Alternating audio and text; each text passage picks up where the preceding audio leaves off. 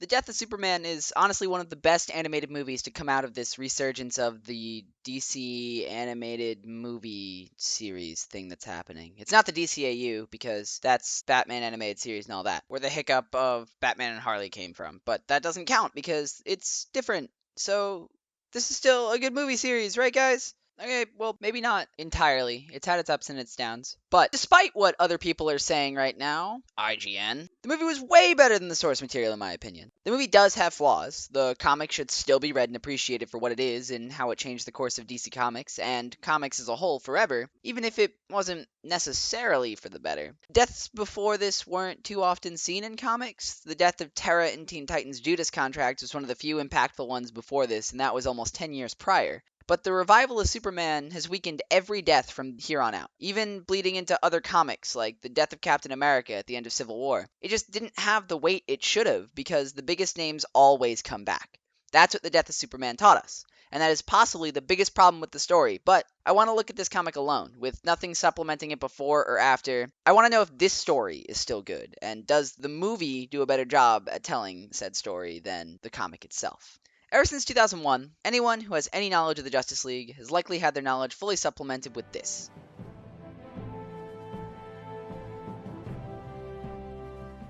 Even when I think of the Justice League roster, it's Flash, Batman, John or Hal as Green Lantern, Wonder Woman, Superman, and then there's a bit of flexibility of who else fills that team, but normally Cyborg, Martian Manhunter, and sometimes Hawk people of various gender. The team we get introduced to in The Death of Superman is the JLA, another team that still has runs in comics today, though it has taken a sidestep out of the spotlight a little bit for the more casual comic book fans. The team consists of, get ready with your wiki searches for some of these, Fire, Ice, Bloodwind, Booster Gold, Maxima, and Guy Gardner as a kinda Green Lantern fill-in. For an average viewer with only light knowledge of DC, they likely aren't even going to know Guy, let alone Bloodwind or Maxima in this team. That's where the animated movie certainly makes the right move to implement a more familiar cast. Obviously, this is in this weird series of animated movies that has been released since Flashpoint. So we've been introduced to these characters in previous movies, so we kind of know them. But despite that, you still don't need to see those movies to get these characters if you're slightly connected to the superhero genre right now. You know Batman, you know Flash, you know Green Lantern at least. You might not have to know specifically who Hal Jordan is, but you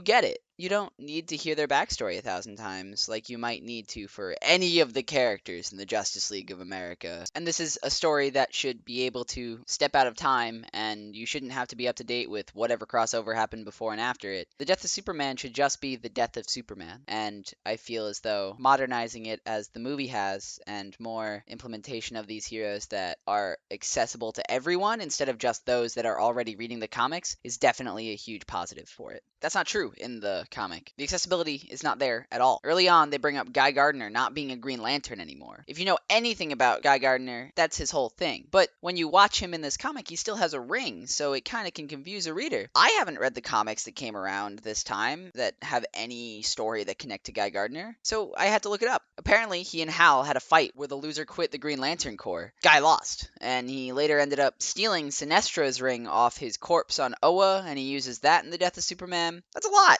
At the time, I'm sure people reading the comic had this common knowledge. It leads me to be constantly thinking about it when I should be immersed in the story and the characters that are in it, not, why the fuck does Guy have a ring right now? I don't get it. Stories need to hold up on their own, not be held up by previous content. All necessary outside information should be able to be filled in through natural dialogue and other actions so that the reader isn't left asking questions that don't matter for the story. Speaking of questions that don't matter for the story, why the fuck does Lex Luthor have this ridiculous mane? It's in the movie too, but it's a little different because it's a disguise, so it's meant to look stupid, I guess? I don't know. Anyway, in the comic, he has a girlfriend, and that girlfriend looks like Supergirl. Though, when Doomsday punches her, she turns into goop. I don't really know. When I look at the wiki page, it says that Supergirl is a being made from protoplasm. She possesses powers similar to Superman, but she can also shapeshift. Because that is oh so helpful in telling me what she is, or anything other than the fact that she is made from protoplasm. Who made her? Is she an alien? I don't know. How does she have Superman powers? I don't know. Is she weak to kryptonite? Is she cute when she's not made of goop?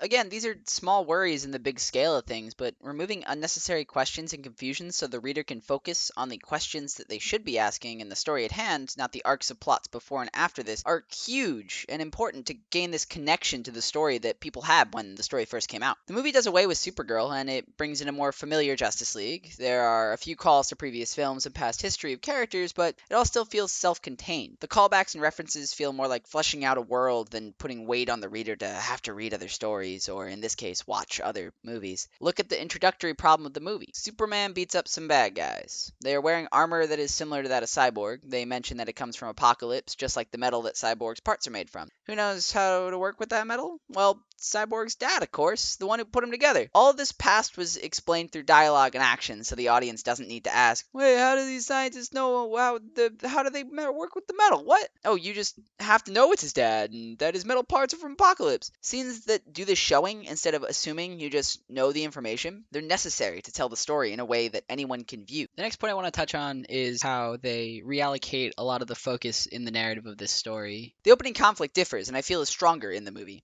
The comic has the underworld monsters rising up to try and take over the surface, while the movie has some bank robbers with a bunch of Apocalypse tech. The Apocalypse tech, when analyzed, shows to be earthly reinforced. This causes Superman to immediately think of Lex Luthor, and he goes to confront him. It introduces Lex Luthor earlier. It shows that he is under house arrest and that Superman doesn't trust him at all. You don't have to know Lex to understand that there is a hatred here. It shows that Superman also knows that he can push Lex's buttons and knows exactly what buttons to push to make him pissed. It shows that he knows him. It's not just some stranger on the street that happens to be doing bad. This portion of the comic feels so unrelated. It kind of sets up the relationship tone for Lois and Clark, but it still feels so disconnected from the rest of the story that's about to happen. The scene in the movie also sets up some normal, everyday characters as real people and shows how they react to Superman. We get a better understanding of how the world views him through these interactions. It's seen a few times with the scientist and even just people on the street waving hi to him as he's talking to Lois. They all trust and love Superman. The only connections you can really see in the comic are few and far between. There's one early on with a boy trying to save his mother, and he tries to get Superman's attention to go to stop the Underworlders, but Superman was already on his way there, so this really didn't feel like it went anywhere. The other big one is with a teenage boy who hates his mother for no reason other than 1990s teen angst. He doesn't even care about Superman. He just wants fucking Guy Gardner, Mr. Pulpface over here to save him. But in a last-ditch effort, he calls for Superman's help, so I guess that's a human connection to him, even though he was literally the only one left to go save him. They also put a lot more focus on Superman's interactions with his Justice League in the movie. There's a single scene showing teamwork in the comic, and while I very much enjoy the frame, it just isn't enough to make them feel like a real team. There are enough scenes before the Doomsday fight with Superman and the rest of the Justice League to really feel like this is a fleshed out team. They have a whole meeting that talks about a bunch of things. They talk about costs and merchandise, as well as just talking to each other about their lives. And this is what gives the weight to the fights when you start watching Leaguers drop to Doomsday. It also shows that Superman is a valuable part of something bigger, and when he dies, the team is losing something that isn't really felt in the comic because the interactions that they have are only in the midst of a fight. Nothing before or after really shows off that Superman is a member of this Justice League. He talks about them on a talk show, but that's just telling us he thinks they're a good team, not actually showing us that they're a good team. The fight in the movie also feels a lot less like a bunch of people just pointing lasers at Doomsday and shooting, and more like a true portrayal of all of the Leaguer's powers. It showed how Doomsday is just strong enough to not give a fuck how people are trying to stop him. He can just bust Hal Jordan's willpower force fields and be able to punch Flash while he's running at high speed. His pure aggression hits home harder in the movie because of the focus more on their individual powers and his unstoppable force that just shreds through them despite how individual and powerful they are. I want to take a minute here to make something clear. I am aware that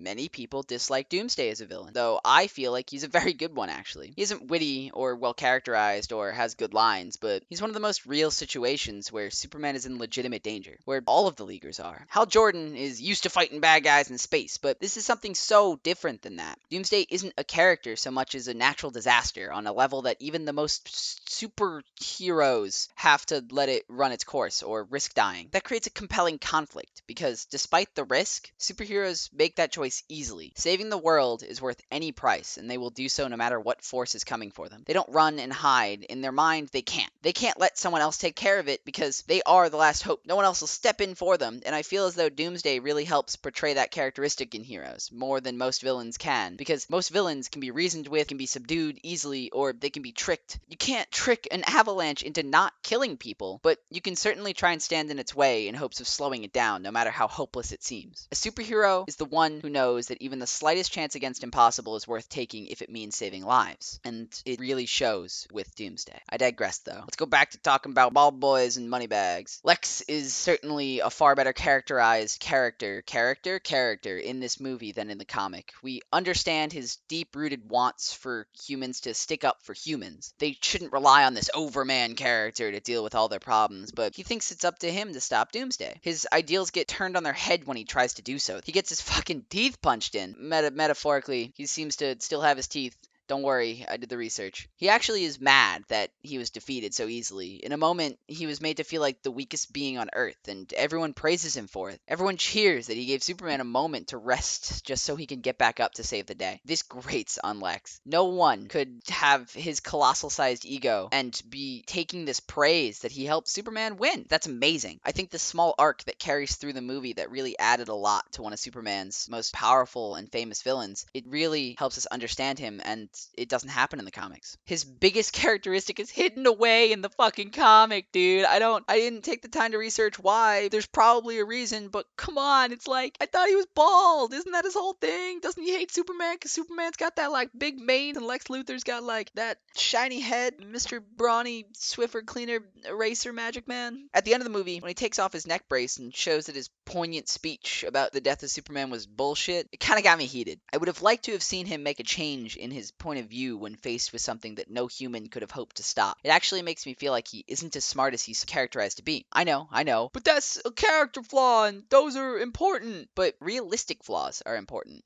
Ones that make him seem like a dickhead for no reason than, we need a bad guy Lex Luthor. That feels boring. I would like to see him maybe become a good guy after seeing that the Earth needs Superman for things that they can't stop themselves. We see a good Lex Luthor in Rebirth. He still has some morally gray moments, but he still feels more compelling as a character because he isn't being a thick-headed idiot that is meant to be smart, but just can't see that he's being a big fucking thick-headed idiot. Maybe that's just me not liking evil Lex Luthor because of how much refusal he gives to any outside opinion other than his own, but whatever. The biggest point that I very much preferred in the movie was Doomsday's discovery and his fights that build up to the final showdown with Superman.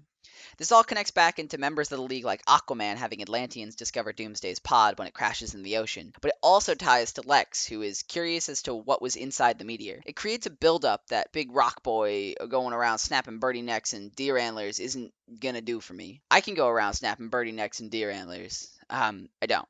But this doesn't show me Doomsday's destructive capabilities. It doesn't show me like him squishing heads into strawberry jam does. That walk that is shown in the comic feels sinister and creepy and a slow build. He laughs as he mangles animals and drops bridges of cars, but we aren't seeing the coverage from the outside world. In this day and age, every government agency would be on this meteor that crashed, and the movie acknowledges that people take notice when sky rocks fall into an ocean unexpectedly. Again, it answers the question before I think to ask it, letting me stay within the story at hand, and that just makes it so much more enthralling. And his march feels more realistically noticed by the world around him. Let's talk about Lois Lane. Was she even in the comic? Yeah, she did some reporting, kinda, and she told Superman she loved him, and she held him when he died. The only part that really shows Lois being Lois is the beginning, when she sneaks into the monster's base before Superman gets there, but she ends up getting captured anyway, and a man saves her. The Lois Lane in the movie is amazing. She is strong and drives her own action. She is the go-to front-page reporter. Booster Gold in the comic offhandedly names Doomsday, and the media latches onto that name, and that's what they start printing. But in the movie, she drops the name on purpose and with intention. There's a cut to the Daily Planet after she says it where they're like, all right, she gave us the name. Let's start pushing print out. She has power in what she says. People look up to her with what she does. I think the best possible thing they could have done in the movie is what they did, and they gave Clark Kent something that he couldn't punch to solve. That was his biggest problem during the movie. It was showing Lois that he is Superman. It was accepting that love means to not have these kinds of secrets. And they do this really well. They do it in the meeting with the Justice League where he confronts Barry Allen, because Barry Allen is marrying Iris West, and he's worried for Barry Allen that Iris West knows he's the Flash. Lois Lane is pressuring Clark to giving up this big secret that she knows he has, because she's a good reporter. And he has good reason to be worried about telling her. She can and is put into danger by him being Superman. Even without her knowing that he's Superman, there's still danger that's around her. So her knowing it would have more of a target on her. But he finally does build up the super courage to tell her, and it resolves with him having to rush away. But with Lois accepting what he just told her, with her not being mad with what he just told her, and unsure of how to continue, and, oh, I need a minute to think about this. I can't believe you lied to me about this very important secret. How could you? She takes it in, and when he has to go save the world from Doomsday, suddenly all of his canceled plans make sense. Suddenly all those problems she had with him melt away, because this was a man single-handedly making Metropolis a safer place, and he was trying his best to love her with everything he had on top of that. These things aren't said, but the fact that she doesn't get mad at him shows me she realizes these things, and is a grown fucking adult, and not some melodramatic 2D character that would get mad because someone kept a secret. What? Oh man, why didn't you tell me? Jesus Christ, not everything is about you shitty 2D love interest characters that just can't handle having to wait and work for someone's trust instead of them dropping that they're the fucking superhero on the first date. Holy shit. They just made her so much stronger in the movie. They showed her making decisions of a superhero despite her not having a mask, and for that alone, I think I liked it more. Now, first and foremost, my big problem with the movie is the final scene. Superman isn't in his coffin anymore? Whoa! I know people likely know he comes back, otherwise, how would there still be Superman comics going on? But we gotta pretend, man. Just for like a minute that he stays dead. I'm fine with the setup for the next movie. I have mixed opinions on the Hank Henshaw scene.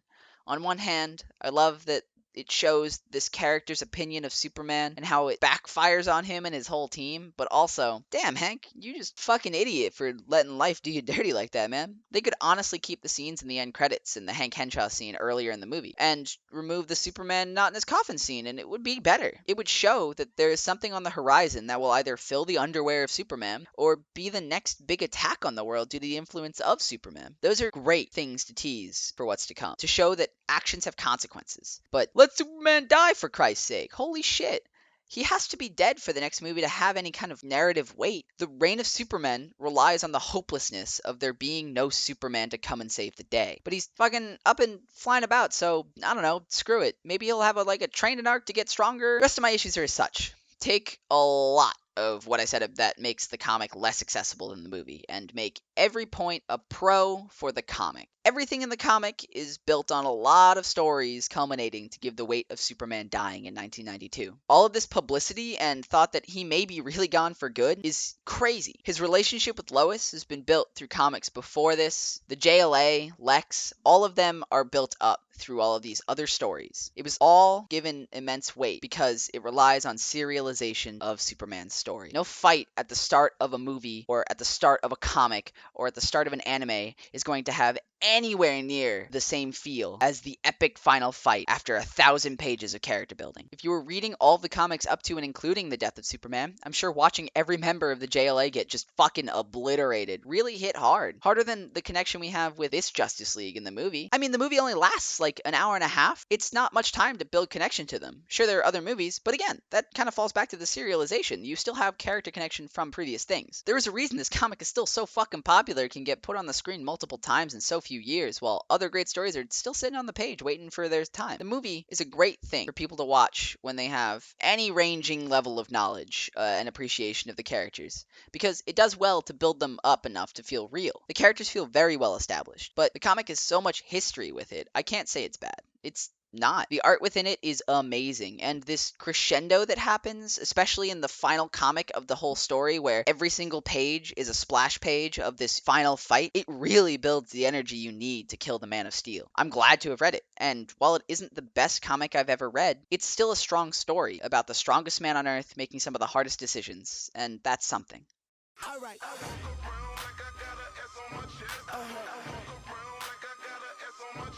Yeah.